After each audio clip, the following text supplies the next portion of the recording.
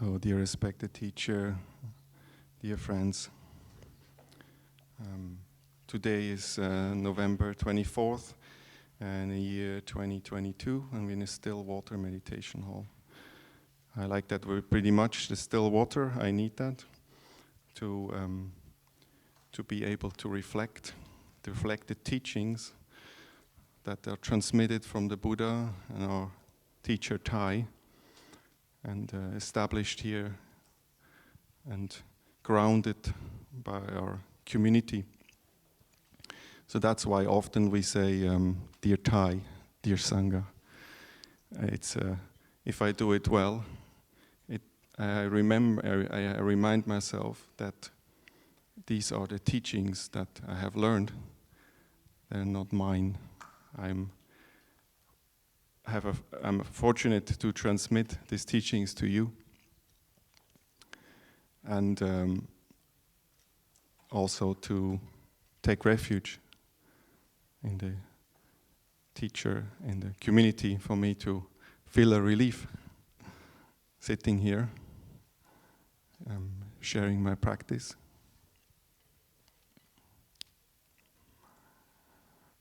I feel very fortunate and have a lot of gratitude for this opportunity, because it is an occasion just to be in this role, in this position, to let go and to transmit what's coming and to connect with each other. Our teacher Tai often said, whatever we do together, if we have a meeting, a Dharma talk, we have any occasion, the main thing is that we spend time together and we offer each other's presence.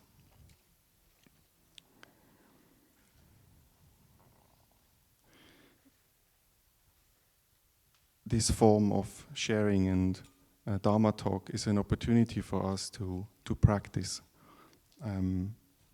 dwelling in the present moment.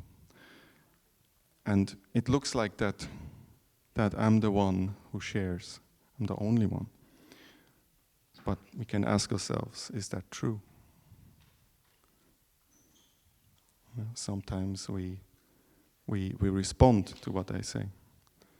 So we all participate in this gathering. It's not just me. And the quality that we have, that we generate together, it's coming from all of us. It's very important. Can you imagine if when Brother Jan, he invited 3 sounds of the bell, and while he doing that, I will imagine that I will go to the whiteboard and write something there for you. If you visualize that actually in that moment I will leave you and I will be there at the board while I'm actually should be sitting here listening to the 3 sounds of the bell.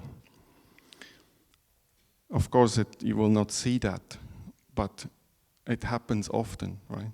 That we move into the future, or we move into the past,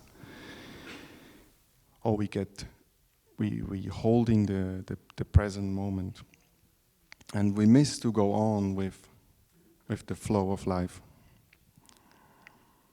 And that's why we practice mindful breathing and awareness of the body all the time. And through that we are reminded to come back to our body, to our breathing, to bring our mind back into the present moment. And it's nothing wrong with that, or it's bad, and it's fine. We can say like, oh, I know you want to go there, and I can do that later. We can look together into whatever is there, what I want to investigate. But still, I'm coming back gently with our mind to the present moment.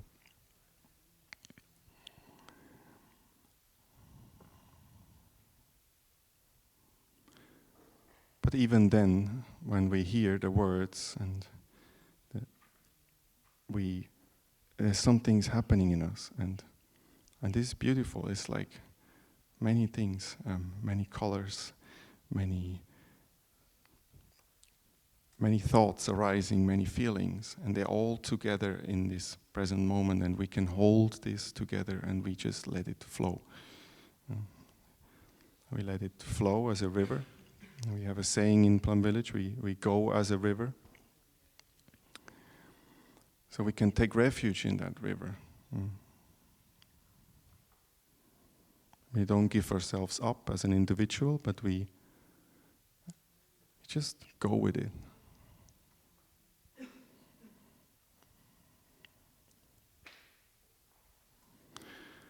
I really enjoy the chanting and the singing, and it's a good way for us to harmonize, to come together, to generate a certain unity, collective energy, a very concrete way. And today I like to talk about the Six Harmonies, and the different principles that define the Six Harmonies. And when I share that we all participate, we always have a choice. We have a choice where we direct our attention. And this is also on something that on my path it was very, very, it took me some time to realize, to look what is right, what is good at this moment, even though maybe there is something that is painful, that hurts, that I have to take care of, but there is always something around that is beautiful. We have here a beautiful orchid.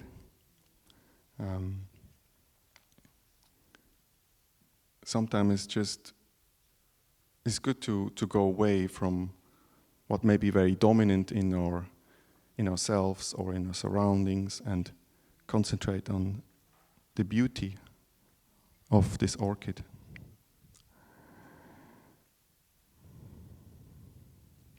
For me, I'm a very creative person, and I like beauty, I like art, and I have found that it's also a way of attitude and perspective.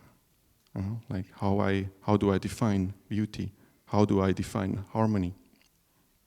Another word for the opposite of harmony would be disharmony or chaos. And I think it's very important to see that they're interlinked, they inter-are. We have the disharmony or the chaotic situation, and out of that we make order, we make something more beautiful. And I think that's kind of normal. My point is that we have a choice. We can look at something that generates in us the beauty, harmony, and we can see that also in others. We can see it in ourselves and so on. And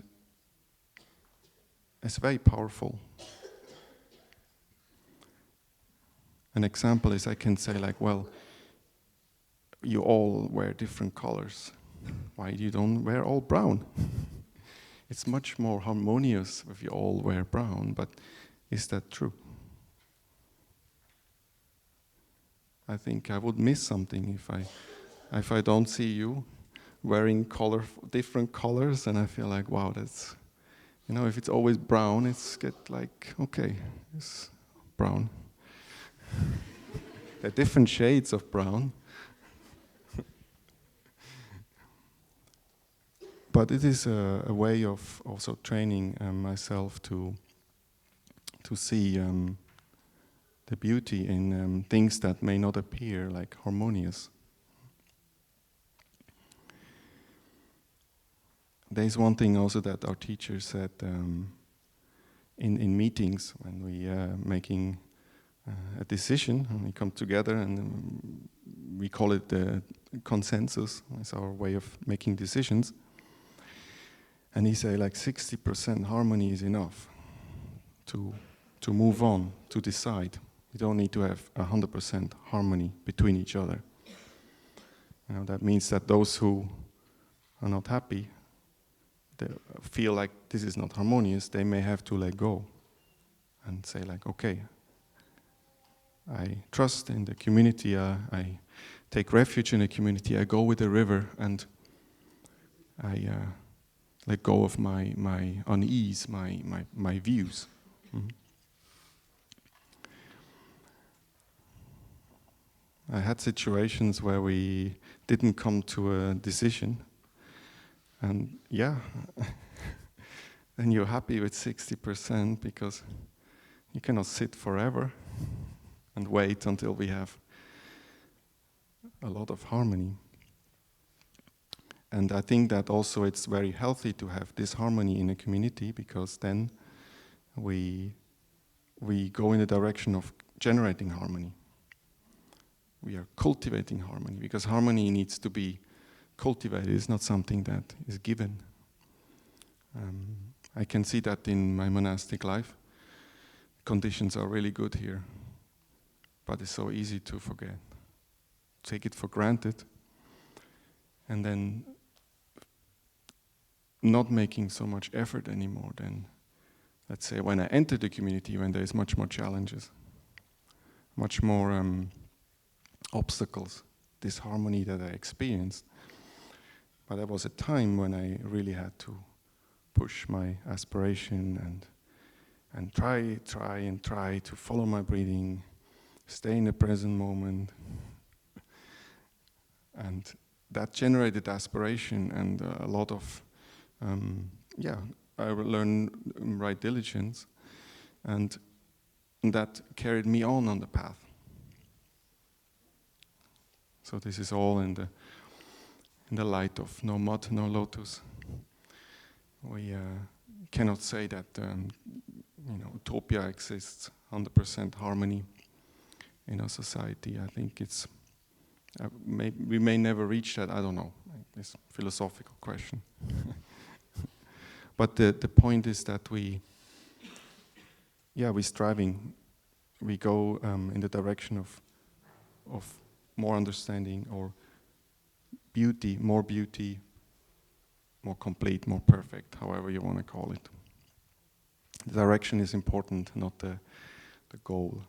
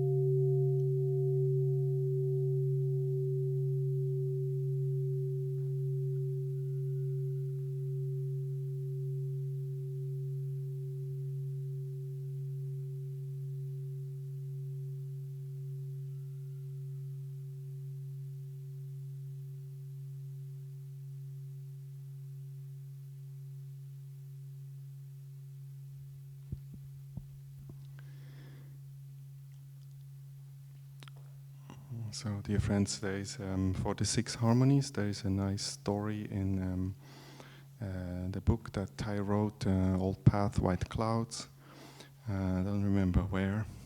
It's kind of short story, but to briefly share that there was a dispute that the Sutra master and the Vinaya master, or the precept master, had between each other. And it was a small thing. Somehow the Sutra master forgot to clean the washing up area.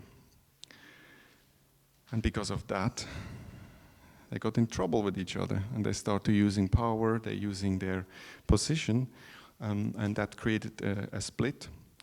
And they had a big trouble in the community of the Buddha. And the Buddha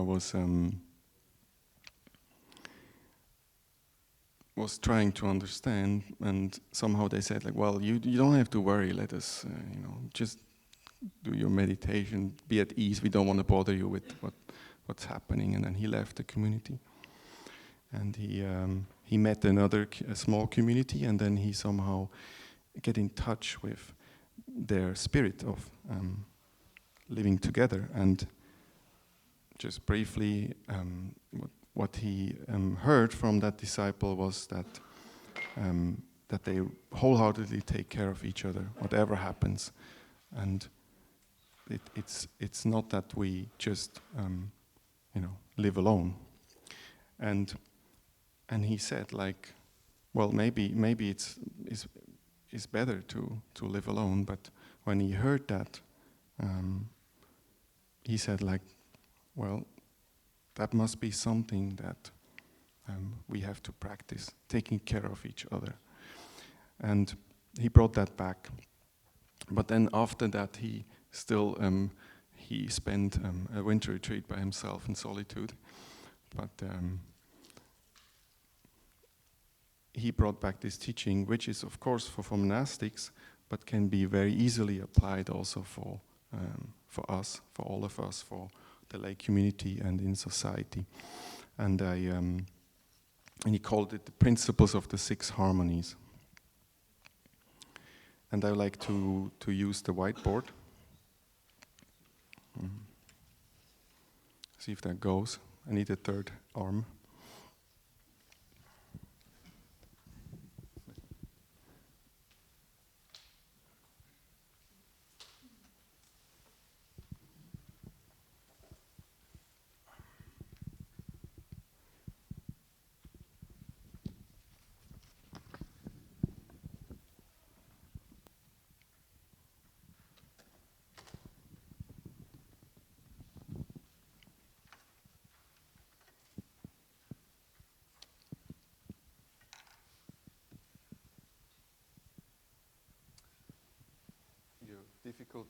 You have difficulties to see, right? From there. Well, is that good for the camera? Moving a bit? Yeah.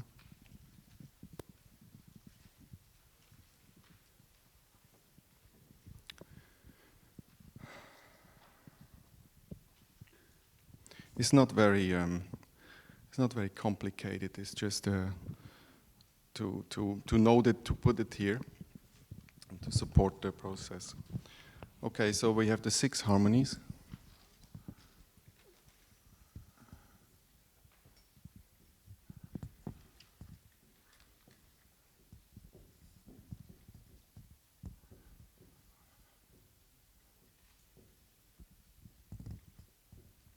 I think so.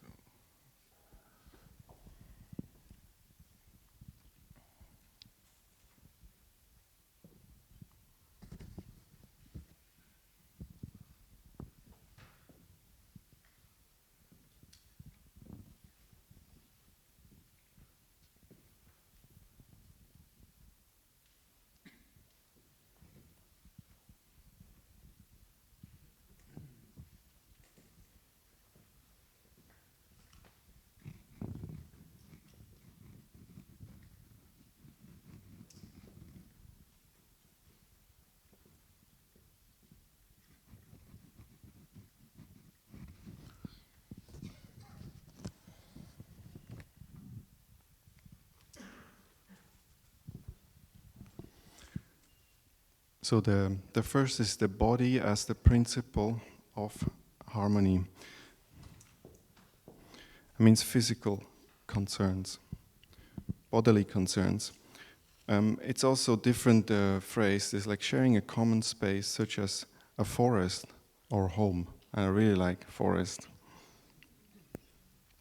I think we all should find a place where in nature where we can feel at home.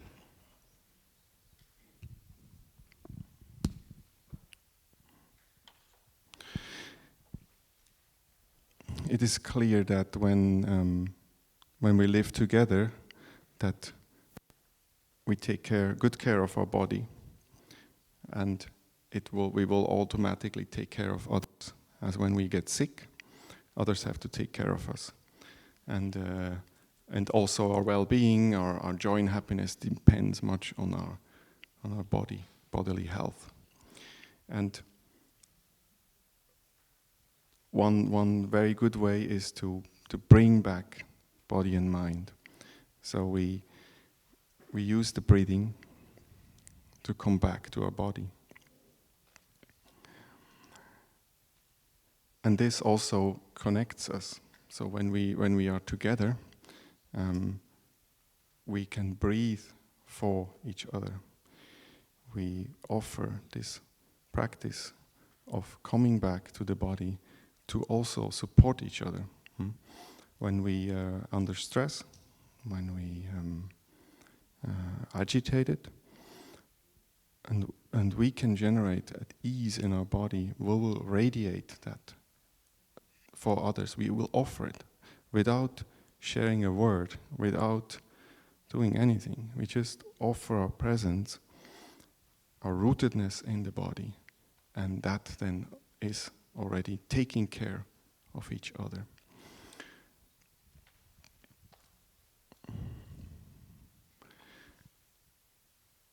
And I think that this is about living together in a community, but it can also be in a family, living in or creating a Sangha, which we all suggest all of the practitioners that come here to create a community to practice, being in harmony together. And I feel like even we can use the technology, which is often an obstacle for our practice, but better than being alone. And we have successfully started to give online retreats and sharings, and it works, and it's like a miracle. We can feel connected if we are in the present moment on the other side of the computer and in contact with our body as much as possible, and then with our eyes we connect, and we can connect with our energy through distance. So that is a good thing about technology. And don't wait to connect with your whole being, body and mind united. As I said, I really like that the sentence in a forest.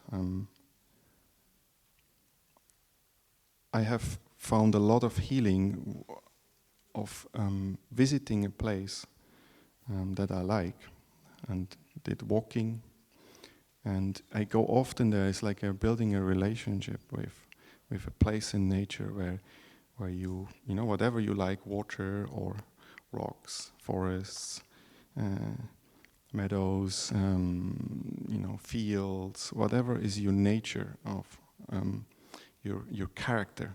Some have the unfortunate to be at the sea and to live in harmony with that place, and not only to go there to benefit and to recharge yourself, but also to offer. You offer your presence, you offer your mindfulness practice to that place, and you're building a relationship.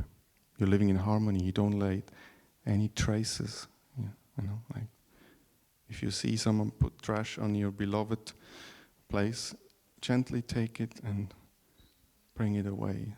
And you take care of this environment, and it becomes very powerful to do that. Before I became a monk, that was my way to recharge, to reset, also to from all the worries and the troubles that I had at that time. It was just like different world I could enter, and nature will not judge me. The animals are there. It's peaceful. It's harmony. It's beauty. At least for me, I remember there was one brother. He told me, when I look in the forest and I see all these sticks and plants, and somehow in my mind it looks chaotic. It looks weird.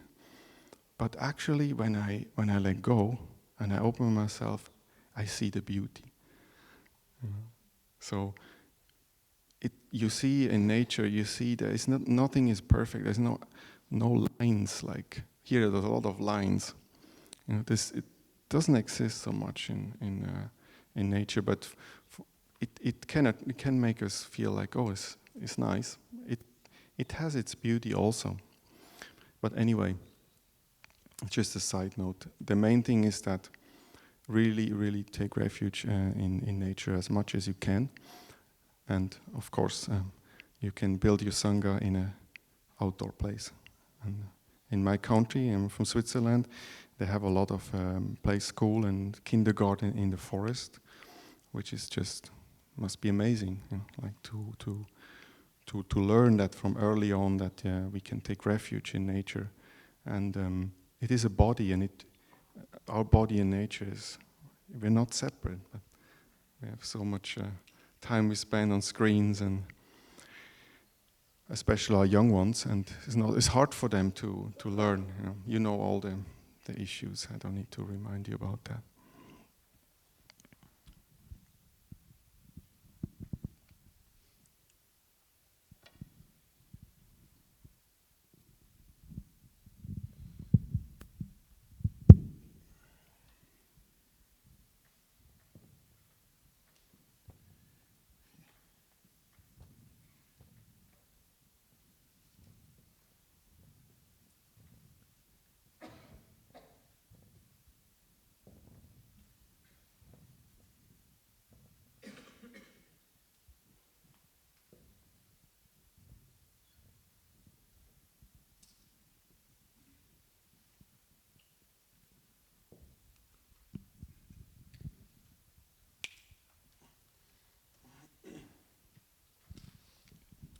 So the second principle is the sharing principle, and is written sharing the essentials of daily life together.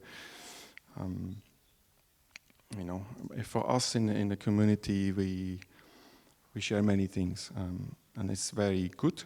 It's very good for the environment, and it's good to save resources. And I think that can be a motivation for us to do that, and also to share the things in a way that is not wasteful and also saves our planet, plus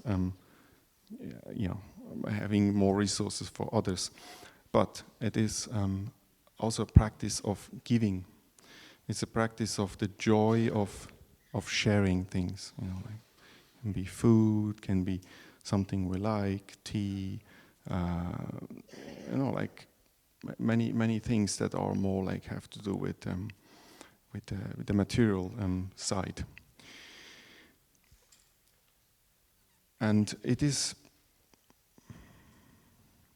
a practice for us to look into. For me especially, I grow up, I'm only child, and I didn't have to share so much. So it is always a little bit there to not share, some things. It's like, keep it under my bed or keep it somewhere safe. It's only mine. And I think it's interesting to share things that we may really like, or we would like to, we really crave for, and it's hard to share. And it's also just the sense of sharing, not so much important if the other person really wants that or not, but in my opinion is also is much more. It is much more quality if, when we share something, we really share what the other person likes, or something that maybe you found out by chance. Yes, some things that you may that people will not share openly what they like, but somehow if you find that out, that's maybe a friend or your partner, and then one day you you put it there on the bed or on the shelf, or and it is something also to be understood, to give something that the other person feel understood and heard. That's for me is a way to practice with brothers or sisters, but most likely brothers that I have problems with, and so it's easier for me to give something material than, let's say, offer my deep listening, or I know I react with that brother, so I cannot speak well with the communication doesn't flow, but I can still give a gift. I find maybe I can ask another brother and say, what does that brother really like? He likes oolong tea from High Mountain in Taiwan, and then I can find a way to organize that tea and give it. And it's not only that that brother will be happy. It's also in me. I can nourish there is a door for me to connect to that brother in a different way, and not having to overcome my barrier of communication right away. So sharing things can be very joyful, and also if as I said, things that I don't like to share, if I share it and the brother know that, well, he really is into oolong, like he really likes it, and so he will feel much more feel much more gratitude. And as I said, I think the sharing principle is really what we as a society should look into, and to save resources. And there's many different ways to do that. There's companies that start to do that in a way, right? For us that we can share things, even though we don't live together closely, but we can do it in a remote way. Also, like there's BlaBlaCar, I think, in France, or they have different ways of sharing resources, cars, like whatever. So there's ways also to be creative and use this kind of ways to share. Even if we are alone or we have only a few friends, then we can still practice that in a bigger scale. So maybe we can listen to one song.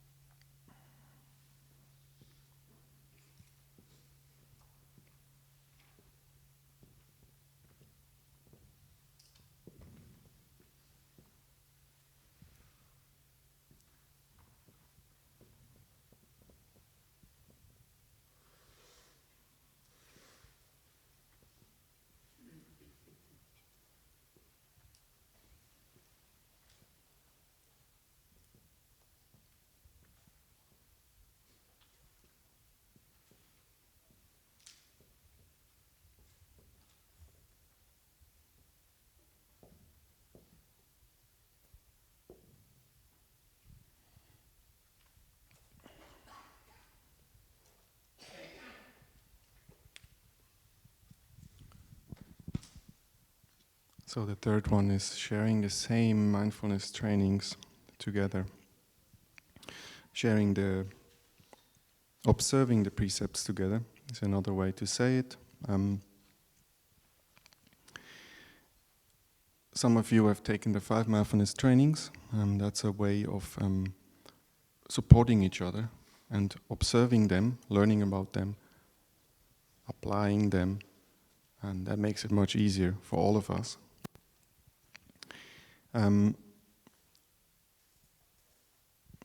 I really want to say a few words. I think it's very important that what do we do when we live with people that are not practicing the Five Mindfulness Trainings?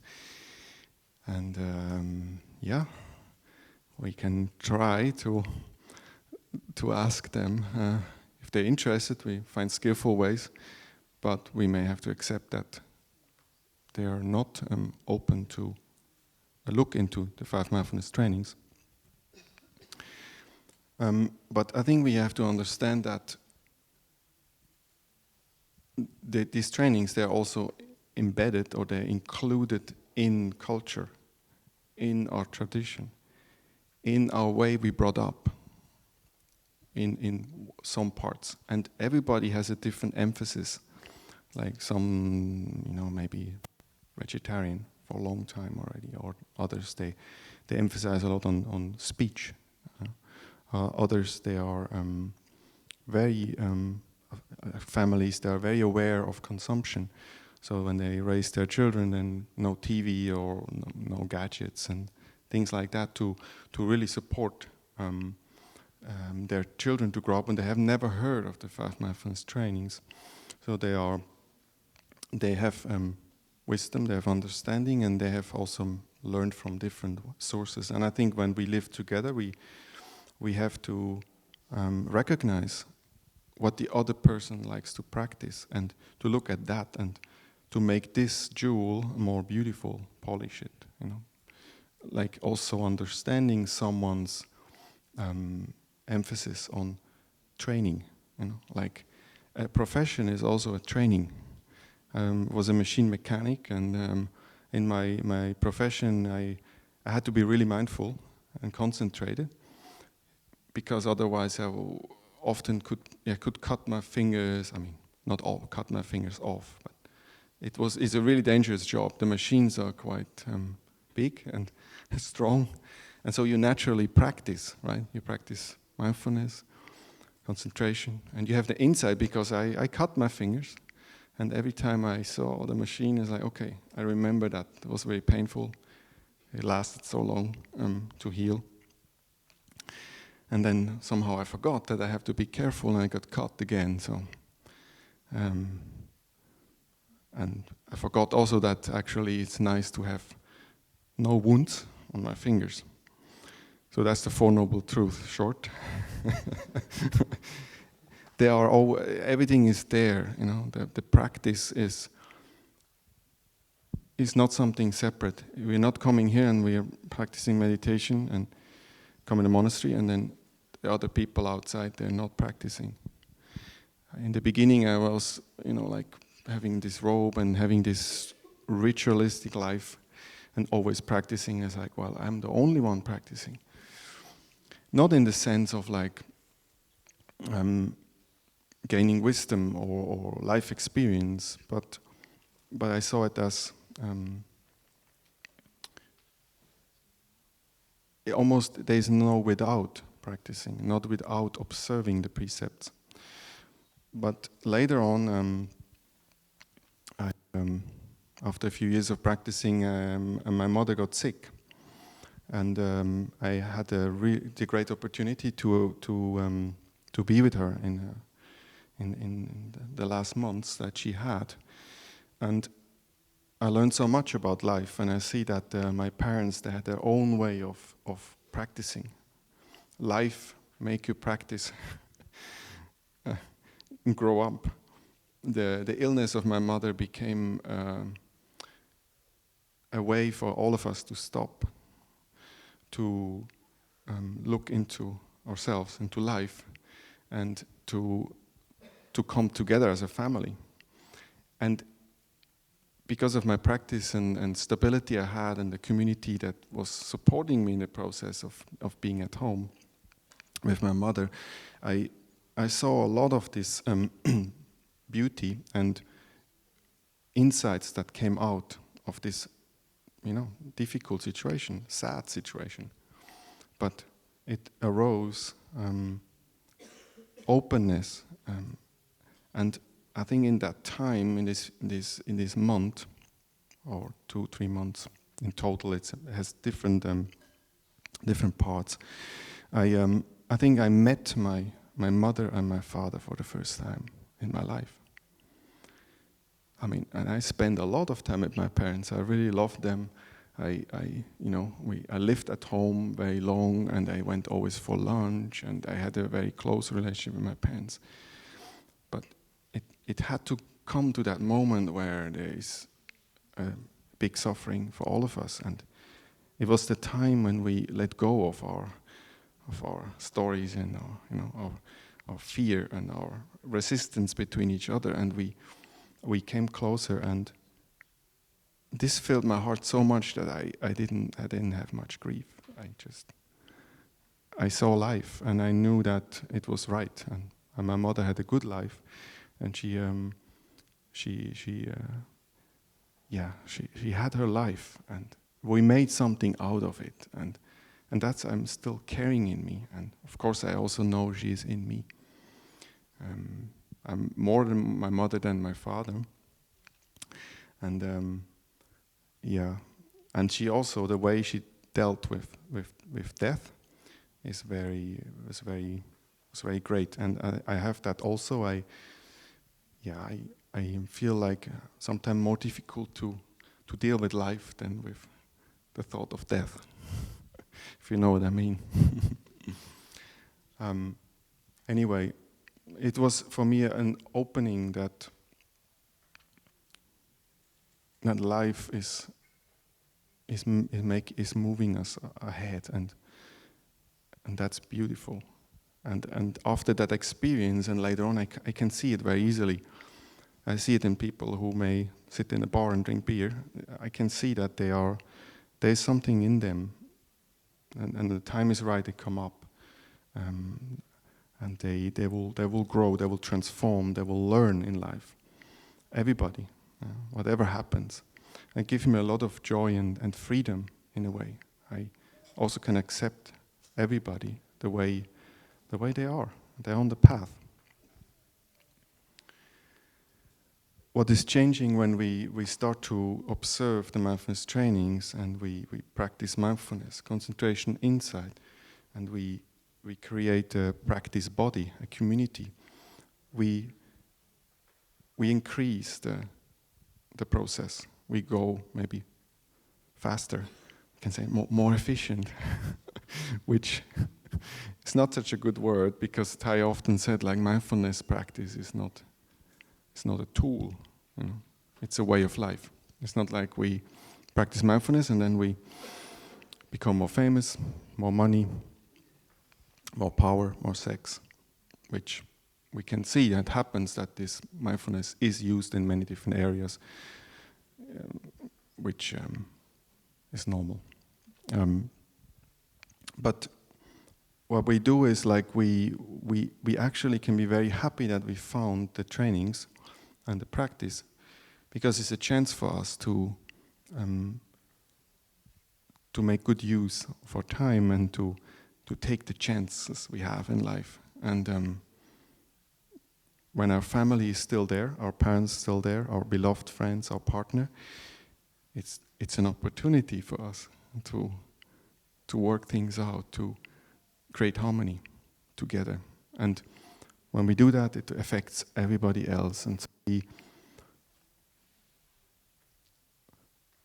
we can really see that all our efforts bear fruits, no matter what. If we succeed, if we, we may break up with our partner, but we can try. We try. If we fail, we have tried. And that trying is generating in us that quality that will not be lost It's not the result. We try to have harmony.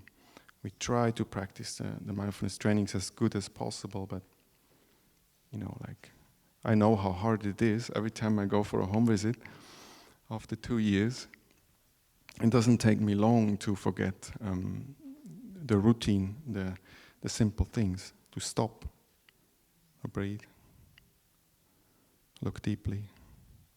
It's so quick because the collective energy is so different outside, and we definitely, for me, the mindfulness trainings, they only work for me when there is a community body that supports me. I'm still very weak to hold them, I see, in my practice, even though after 10 years I feel, but it doesn't mean that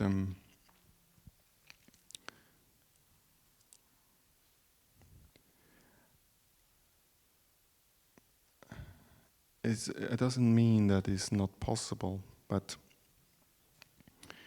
I found it so important to share the practice, and it can be one person is enough, and we have to cultivate this relationship with one person. And for me, in the past, I was really isolated, lived an isolated life, and for me, nature was somehow my friend, my partner, which I could take refuge in. I had times when I said, I don't want to know anything from people, but I take refuge in nature, and nature has a lot of wisdom and love for me to offer. And luckily, I found this place and went through a lot of healing.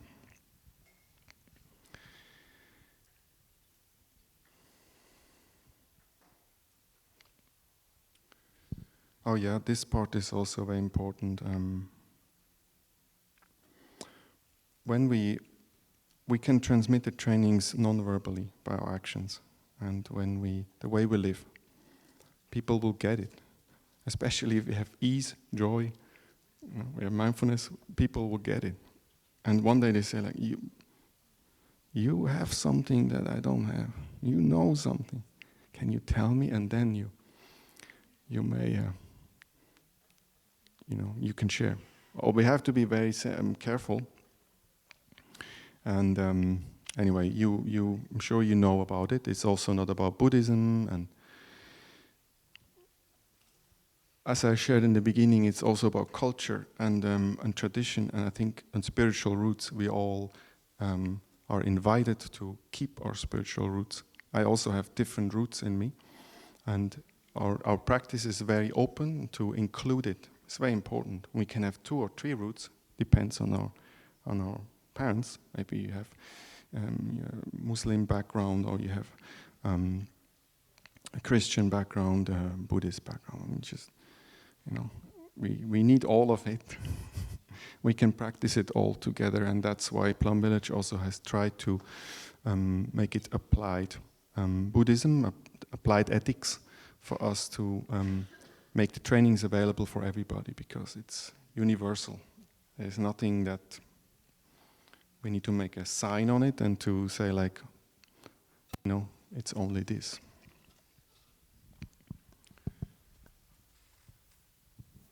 Maybe another sound.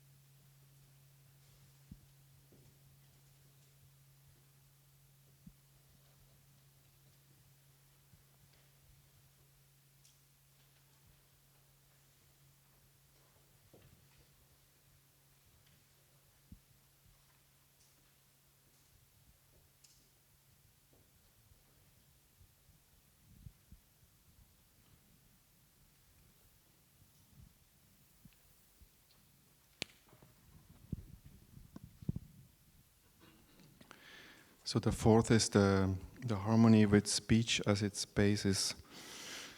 Using only words that contribute to harmony, avoiding all words that can cause the community to break. Well, this is a big one.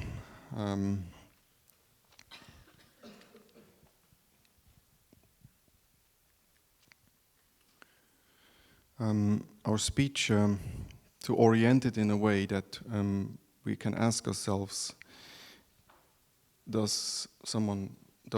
we make someone happy when what we say, and does it generate joy or understanding?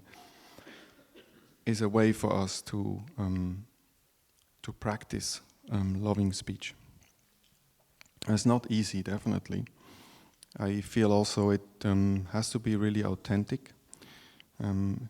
It's a bit the same with what I said with mindfulness. If we use it as a tool to get what we want, it will be difficult to receive. So sometimes I just don't speak is better. I can try to be open and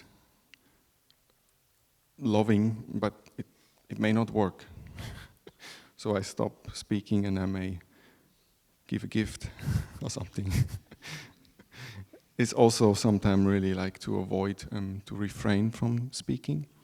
And in the past there were many traditions that silence was a way also to learn humbleness before we ask the master about his guidance. It's a form of practice humbleness, coming back to ourselves and to listen to ourselves first, understanding ourselves first, before we ask so much and demand. But of course we all have to speak, organize, communicate in daily life. And I have found that the most important thing is to feel if there are emotions involved, and when there are strong emotions involved, first to take care of the emotion, and then it's more safe to speak, especially anger, irritation, but also can be, we feel depressed, we have mood, and then when we talk, it's somehow like, it goes somehow into the speech. And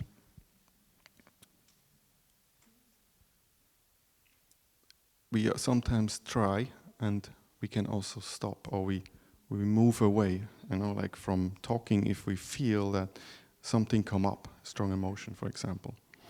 And it's not easy to do that because we are trained to, it has to be clear. People have to understand you. I have to go from A to B. I cannot just stop talking. And of course, if you in your profession, is sometimes very difficult. You cannot just like follow your breathing.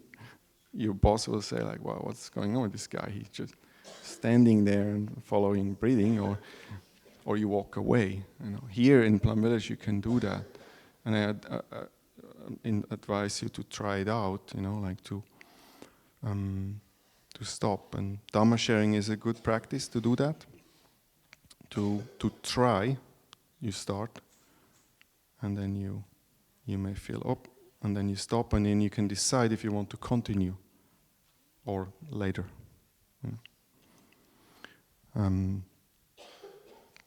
There's a lot of conditioning in the way we grew up that is being transmitted. So we need patience. We need patience in the way we are conditioned to change, to transform. And that's why we have beginning a new practice, for example, which I found very, very important, because it can be a burden to think that every time we speak it should be loving, it should be for well-being and create joy. Even when we are under pressure in a situation and we carry a strong emotion. An example is that for me, I need to try to speak when I have anger in me. otherwise I cannot touch my anger. I found out that I cannot just like, I need to risk that I may say something that hurts the other person. Of course, it's good when I do that with someone I have a good relationship, I have trust, and have mutual understanding, and he's also a practitioner. And for me, this is the only way I can really touch my anger. So, because Thai says, like, if you're angry, don't speak. Go for walking meditation until your anger cool down, and then speak. But for me, I found like, well, I go walking, the anger is away, and everything is good, and then I see that brother or go in the situation, and whoop, the anger is there. If I go away, it's gone. So it's like, what do I do? Do I just avoid the situation? Do I avoid that brother? This is definitely not the way. So I found out that I have to risk, and I'm quite good in controlling. I don't get violent, but it sometimes gets in myself very violent, and I'm stuck somehow. And but sharing it early, my aversion, to express my emotion, helped me to transform it, to make it flow. This is a very delicate thing. I will still say what the best way is not to talk when we are angry, when anger is there, but sometimes we find ourselves in situations, and for that we have beginning anew. And I found this is so healing for myself and the others, and it creates also space and tolerance, so we can explore ourselves. We can explore our speech in situations where there's a lot of fire. It's just waiting to come up.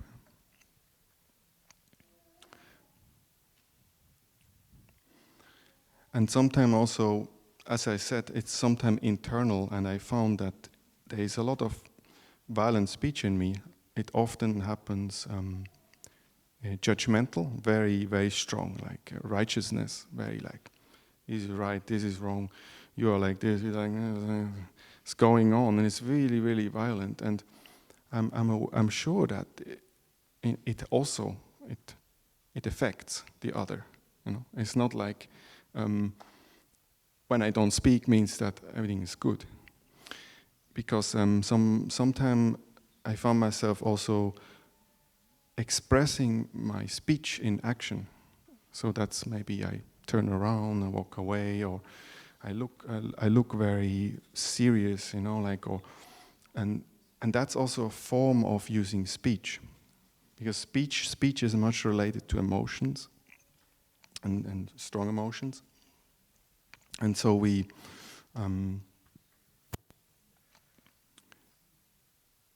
expressing is just another step, speaking it out, and it can really hurt. We can ruin a relationship if we are not careful. That's why Thai always invite us to not speak. But we have to take care of the inner speech. That goes together with noble silence. We can put a sign here, and we don't talk, but actually noble silence is the inner speech. Much more difficult to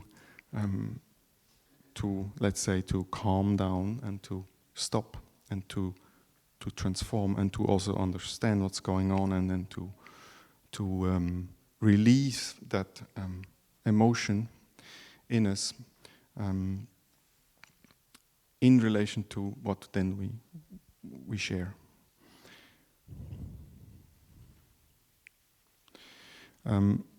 If we are with people that are not practicing, not taking or formally, and not taking the 5 mindfulness trainings, in that case is the 4th of loving speech and deep listening, I think we can always make an agreement. We can say like, okay, let us not interrupt each other. That's all I ask you. Please, I would like to, I need that for us to figure things out.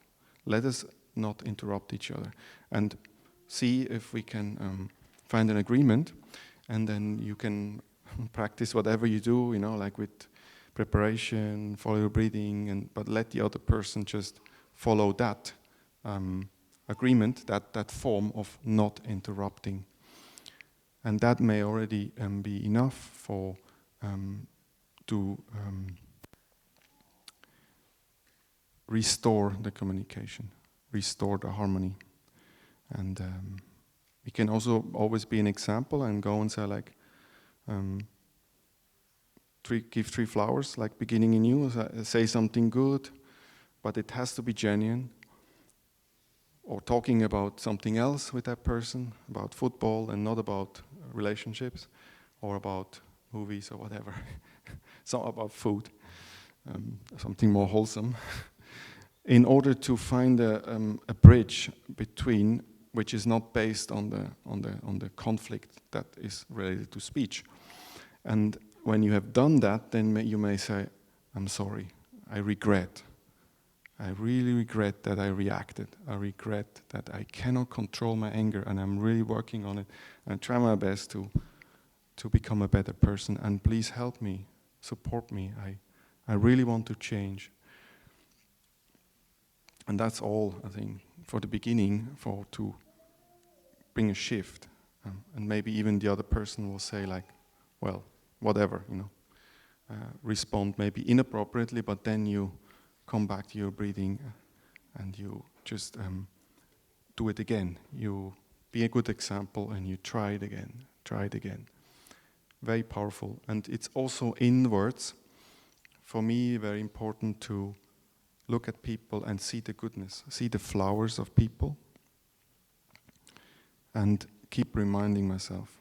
And that is preparing for then a better communication and better harmony.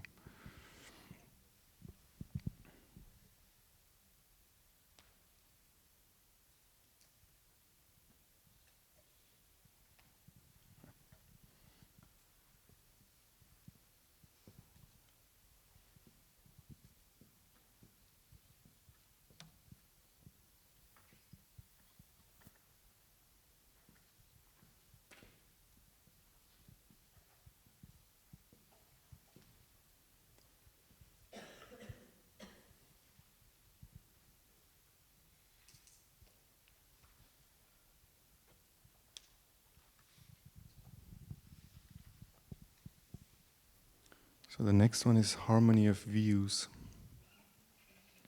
It's a big one.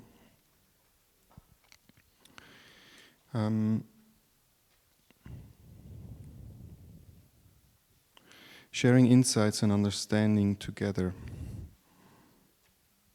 So sharing is one way, but also acting. And maybe, I think in our tradition we teach by example and by action. Not so much by reminding. We do remind each other, but we don't do that so much. It's not easy. It requires a good relationship and skillfulness also to do it. But we can always be a good example, and we radiate it, as I shared in the beginning. Our mindset, our practice is a teaching. It is what we transmit. And the same with the way we handle our views. Are we open to let go of our view to arrive at the, let's say, higher, more deeper insight or view? That's a question for all of us. If we are holding on our views and not open, then we may not progress. And often also we, instead of opposing a view with another view about something, we may start with understanding each other. Help us to learn more, to understand more about views. Maybe the other person has a good point, another perspective, another perspective, and it enriches our way of seeing things. And for me, it's clear that I'm learning from everybody, and it doesn't need to be a teacher, a Zen master that transmit the practice to me. That's clear. I remember one time there was we have a cat, and the cat, that really, it challenged me very much, and I had to practice. And he's still there somewhere. Sometimes I see the cat, and it's like, oh man, it's not easy, you know. But also to see that we are growing together. It's like in Zen Buddhism, often also the student and teacher relationship, it changes. It's not always clear, because we all grow, we all learn. So we reflect, we help each other with everything that we are doing. We contribute to the growth, and we grow together. And this is very beautiful. I have seen that in Dharma sharing so much, and it's one of my favorite practice. Although I know most of the times when I wake up after my nap, it's like I would like to go in my room or do something else. For those of you who are here for a while already, you may have experienced that too. That is not always. It's not like, wow, yes, let's go to Dharma sharing. And so I learn after the years, I just go. I don't think much. I mean, the thinking's coming up, but then I just go. And I went in moments when I had migraines. I challenged myself and said, okay, you go. And only one time, I remember at the end of the Dharma sharing, my migraine was like disappearing, and this is just unusual, because usually migraines take a long time. And it told me something. It's like, you just go. And I had times when I really suffered in this, and I didn't know why I'm going to Dharma sharing. It's like, what I'm doing here? But I just did it, and in this process, I overcame my views. My views always like how it should be, how it should not be, how I should be, what I should say, what I should not say. A very, very amazing practice. And I think that's the reason why I can stand here now. That was my training ground. Dharma sharing, it was also the training ground where I learned how to make decisions in the community. Because the basic is the way, actually, the bridge for you to understand better the way we are functioning as a community is Dharma sharing. And it's less about sharing our insights. It's important, our understanding. It's more like the way what we are doing. How do we contribute? How do we relate to others? How do we harmonize? Like explore. There's so many things to explore in Dharma sharing. I think it's the most creative practice, and it is has many, many layers. I could go on and on. It's very philosophical and abstract and everything. I had many, many interesting experiences. But it's always, I don't want to go. So I learn also to be compassionate and just to allow this voice, this kind of resistance to be. But then I go. Just follow the community. And it worked over time, 10 years more, like sometime, it's not easy to keep it fresh.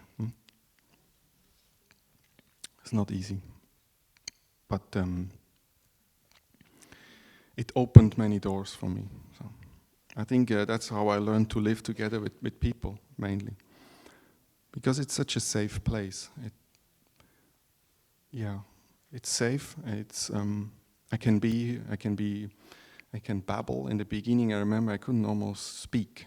I was like, my English was very bad, and I had so many emotions, and it's so strong that it's like nobody understood me, man. And I remember I said to the brother, I want to become monk. And he's like, yeah, sure. Well, we'll see, I think he said. We'll see. We'll see. And then he gave me the Dharma name, and he gave me great determination. So he see my determination, but we'll see, like, he has, yeah. It's also my name that Thai gave me, Giac, means great awakening. And I see that, I know the mud, I know the forgetfulness very deep. So, and the one brother said that, well, if you have a lot of mud, then you have big lotus flowers. So, anyway.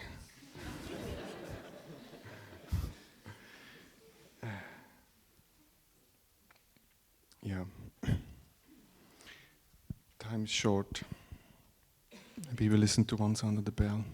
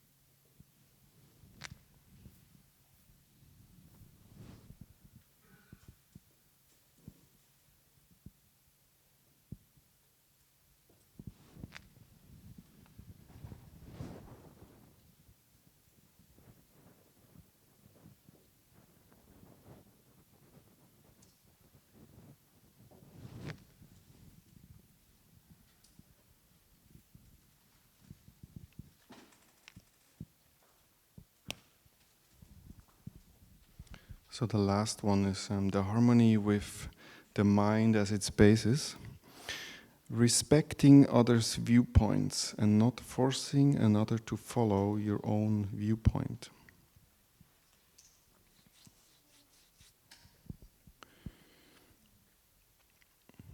As I shared,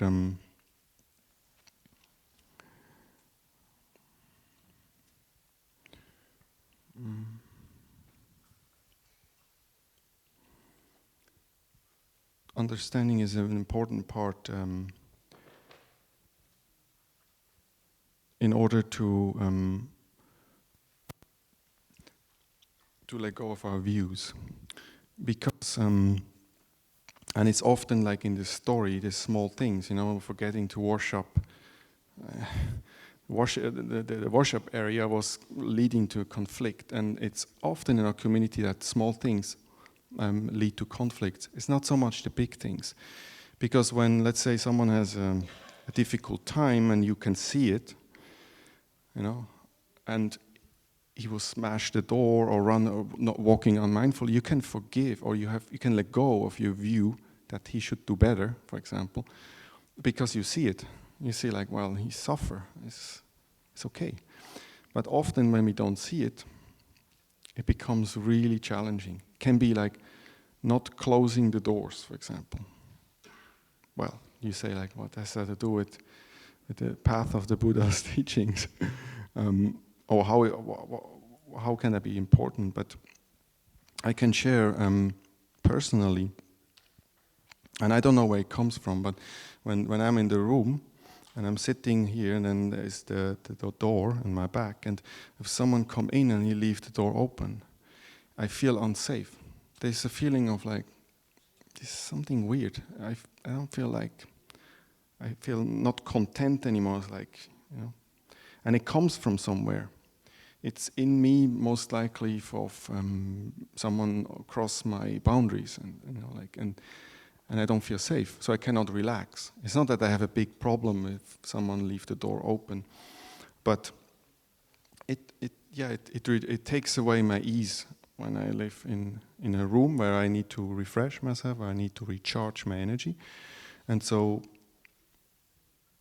when I see that my brother does that, and if I not share to him and explain, I see there is irritation building up in me, and it's like, man, is he unmindful? Does he not, it's so simple, just close the door. So I start to, why is my younger brother, maybe I have to remind him, like you need to practice closing the door mindfully. And that is one way, but the other way is like, really say like how I feel about it, and say like, well, look, maybe I want to understand why do you leave the door open? Like maybe you need fresh air. I think in that case was like he needs that fresh air, and others may feel more safe if the door is open. They can, go out. Or I don't know. It's like it's a different perspective. It can be a huge story behind why someone leave the door open. And so if we understand each other, then it's easier to find a way. Right? We find a compromise. And often someone can let go. It's like, oh yeah, I want to support you. He see that I'm too busy. I need my time to rest, and so he practice understanding, love, compassion in a sense, closing the door for me. And then it can also go the other way. I see like, well, the air is really sticky, or if I see that that brother doesn't have the capacity to practice with the situation, I may overcome my view or my attachment to, or my needs, and I say like, okay, let's leave the door open. It's always about understanding the situation. The problem is when we don't understand each other. And it's the small things. The same like being messy, for example. I see that so much, how much created suffering in the community because someone is messy. And then we say like, well, whatever. You can find many reasons.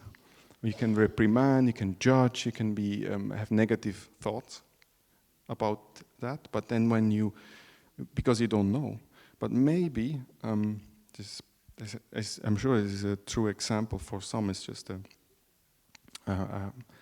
it's just an example, but it can be true that so that person who is messy was punished by their parents whenever they were not cleaning up the kitchen, for example. And so that created an internal formation which is very strong and can be called also trauma, that it keep messing up things, cannot clean up because it will then connect to the past, and it brings up the wound, and it's difficult, like to be clean. And if we don't see that, then we judge it. If we know it, we can generate compassion. And Thai often says that understanding is created to love. So love is not just like, yeah, I love you. It's like, I love hamburgers, like there's no meaning inside. Love is really get in touch with someone and share, and like also get in trouble often. We risk that we hurt each other and so on. You know what I mean. So the understanding is, and it can go also sometimes we can go around. If we see that a person is really difficult for us, we can ask someone else. You can say like, hey, can you help me understanding him or her? And that helps to change our perception, and then we can let go of our views. And we cannot just like say like, well, he's my brother, he's a younger brother, I need to have love and compassion, and it's not working like that. it takes more, and understanding is an important part, and that's why we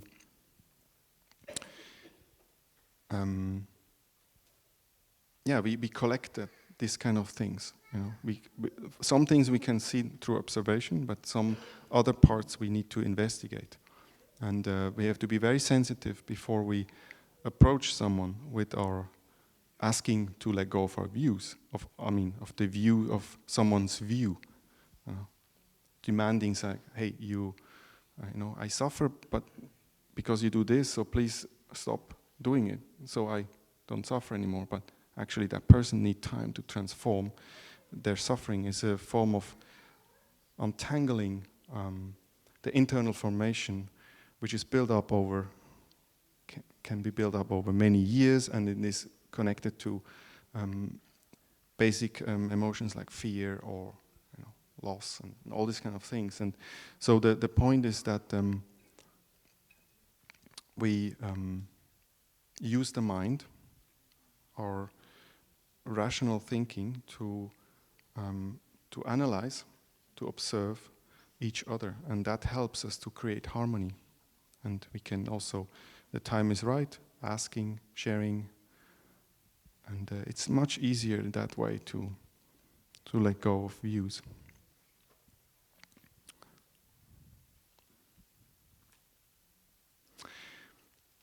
Of course, with this practice, we start with stopping and looking deeply, especially stopping. And I think I did that mainly for many years. Just that. And as I shared in our community, when we make decisions, we use consensus. And the interesting thing is that we have different levels, like that. The younger brothers, they have the space not to engage with difficult questions.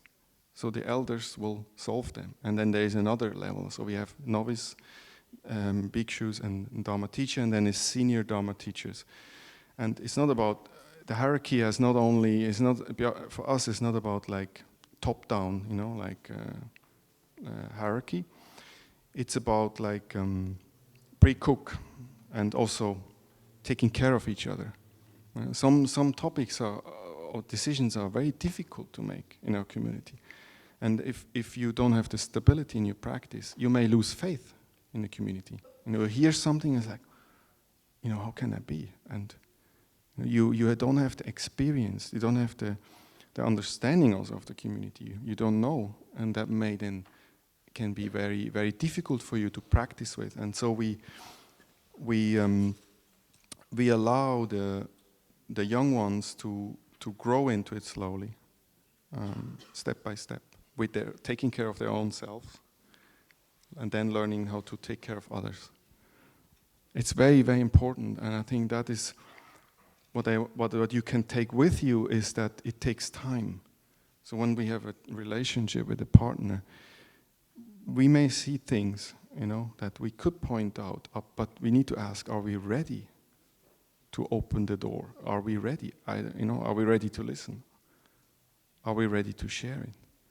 It's maybe better to wait until we have generated enough trust in our relationship, enough joy, enough stability, and that is very crucial for us to really understand each other, to get in touch with each other. Before, if we force it, we're not able to hold it, and then because of that, maybe it creates more troubles for us. So it's a training. It's a training of stopping. Let's say your beloved or your parents, they make you upset. Learn how to stop. Follow your breathing. Calm down. Take care of yourself. And when you're solid in that, after a while, your partner, your parents will benefit from it first, because they see, you don't react anymore. And then on a certain point, you may be able to say, okay, let's sit together, and then you share. And you offer the stability. Of course, it's beautiful if you're both practicing partners, then you can generate that together, but it also goes only one way. I see that in my family, with my parents, my father.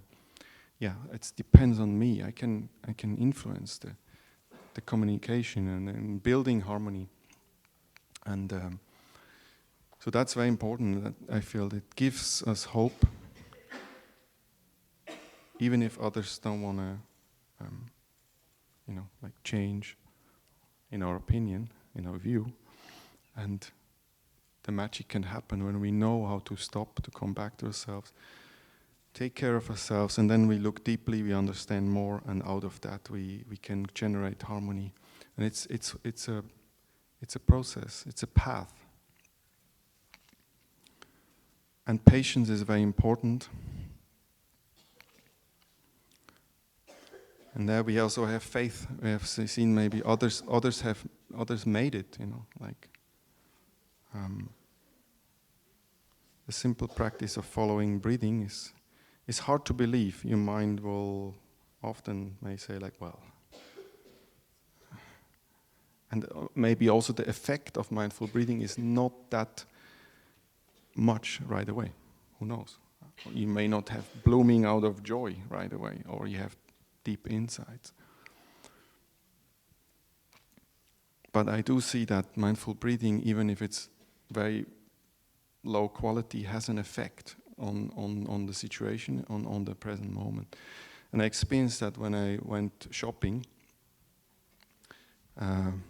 That's quite a challenge for me. I'm a hypersensitive person, and when I go in a supermarket, there's a lot of energies I can explore. And I found that on a certain point, I was so overwhelmed that even forcing my in-breath and out-breath, forcing, like controlling it, which we usually don't do in our practice, helped me to find a certain solidity and stability in this place where there's music, people and energies and everything. And then I realized, oh yeah, okay, even that kind of breathing helped me at that moment. So it helps. And I had many meditations where it didn't feel like I go anywhere, and it feels like it's really unpleasant, and there's no joy. Where's the joy?